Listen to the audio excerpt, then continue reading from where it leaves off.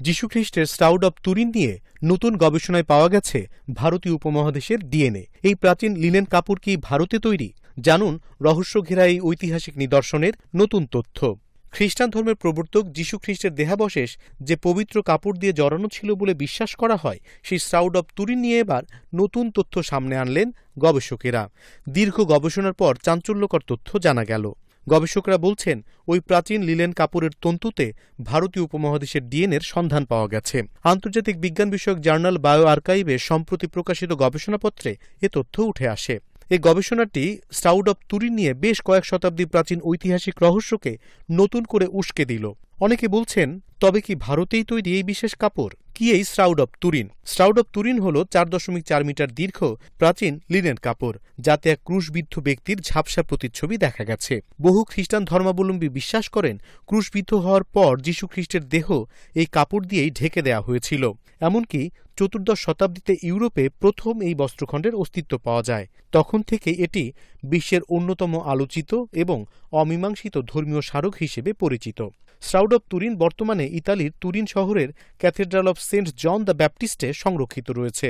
এটি খ্রিস্ট ধর্মের অন্যতম বেশি অধ্যয়ন করা নিদর্শন, যেখান থেকে রক্তের দাগ ও ক্রুশবিদ্ধতার সঙ্গে সামঞ্জস্যপূর্ণ আঘাতের চিহ্ন রয়েছে বলে দাবি করা হয়।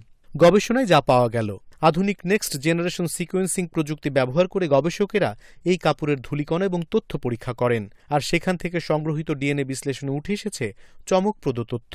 প্রথমত, কাপড়ের তন্তুতে এমন কিছু মানুষের ডিএনএ পাওয়া গেছে যার জিনগত বৈশিষ্ট্য সরাসরি দক্ষিণ এশিয়া বা ভারতীয় উপমহাদেশের সঙ্গেই মিলে যাচ্ছে।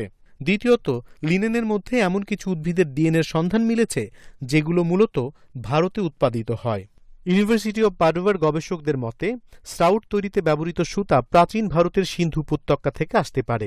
গবেষণার উপসংহারে বলা হয়, এটি সম্ভবত ইন্দাস উপত্যকার নিকটবর্তী অঞ্চল থেকে লিনেন বা সুতা আমদানির সঙ্গে সম্পর্কিত ঐতিহাসিক যোগাযোগের ইঙ্গিত বহন করে। গবেষকেরা আরও জানান, দীর্ঘ সময় ধরে কাপড়টিতে বিভিন্ন প্রাণী, উদ্ভিদ ও মানুষের ডিএনএ জমা হয়েছে। স্টাউডটিতে পাওয়া ডিএনএ উপাদানগুলো থেকে বোঝা যায় ভূমধ্যসাগরীয় অঞ্চলে কাপড়টির ব্যাপক ব্যবহার রয়েছে এবং সুতা ভারতে উৎপাদিত হওয়ার সম্ভাবনাও রয়েছে। গবেষণায় আরও বলা হয়েছে, ভূমধ্যসাগরীয় অঞ্চলের স্থানীয় লাল প্রবাল, চাষযোগ্য উদ্ভিদ এবং গৃহপালিত প্রাণী যেমন শূকর, মুরগি ও কুকুরের উপস্থিতি স্টাউডে জমে থাকা বিভিন্ন জৈবিক উপাদানের বৈচিত্র্য সম্পর্কে আকর্ষণীয় ধারণা দেয়। গবেষকদের মতে, কাপড়টি ভারতে তৈরি হওয়ার সম্ভাবনা রয়েছে। প্রাচীনকালে ভারত ছিল উন্নতমানের বস্ত্র উৎপাদনের প্রধান কেন্দ্র, আর কাপড়ে ভারতীয় উদ্ভিদের ডিএনএ মেলার কারণে মনে করা হচ্ছে এটি তৈরিতে ব্যবহৃত কাঁচামাল হয়তো ভারত থেকে নেওয়া হয়েছিল। আর হতে পারে কাপড়টি ভারতে বোনা হয়েছিল এবং প্রাচীন বাণিজ্য পথ ধরে তা মধ্যপ্রাচ্য বা ইউরোপে পৌঁছায়। স্টাউডটির ইতিহাস শতাব্দীর পর শতাব্দী ধরে রহস্যে ঘেরা। এর উৎস নির্ধারণে বিজ্ঞানী ও গবেষকেরা একমত নন। জেনেটিক্স, প্রত্নতত্ত্ব, ফরেনসিক বিজ্ঞান এবং খ্রিস্টীয় অধ্যয়ন সহ বিভিন্ন ক্ষেত্রের বিশেষজ্ঞরা এ বিষয়ে গবেষণা চালিয়ে যাচ্ছেন। এর আগে 1988 সালের কার্বন রেটিং পরীক্ষায় দাবি করা হয়, এই কাপড়টি 1260 থেকে 1930 খ্রিস্টাব্দের মধ্যে মধ্যযুগীয় ইউরোপে তৈরি।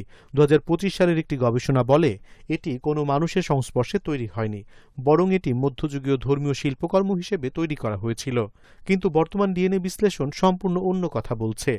ভারত ছাড়াও মধ্যপ্রাচ্য, পূর্ব আফ্রিকা এবং ইউরোপের ডিএনএ মিশ্রণ থেকে স্পষ্ট প্রমাণ মিলছে এই বস্ত্রখণ্ডের ইতিহাস অনেক বেশি পুরনো। এটি কয়েক শতাব্দী ধরেই বিভিন্ন মহাদেশের মানুষের হাত বদলে আজকের অবস্থানে পৌঁছেছে। অনিমেষ কর, ইন্ডিপেন্ডেন্ট ডিজিটাল।